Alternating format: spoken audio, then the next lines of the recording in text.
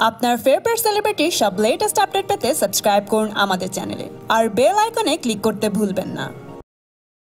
কিছুদিন আগেই হয়ে গেল ইন্টারন্যাশনাল বেঙ্গলি ফিল্ম অ্যাওয়ার্ড, আর যার জন্য ইউএসএ পাড়ি দিয়েছিল টলিউডের একঝাঁক তারকা। আজ আমরা নিয়ে এসেছি টলিউড তারকাদের এই ইউএসএ ট্যুরের কিছু আনসিন ফটো। ছবিগুলো দেখে বলুন তো কার লুক ছিল সবচেয়ে বেশি সেরা।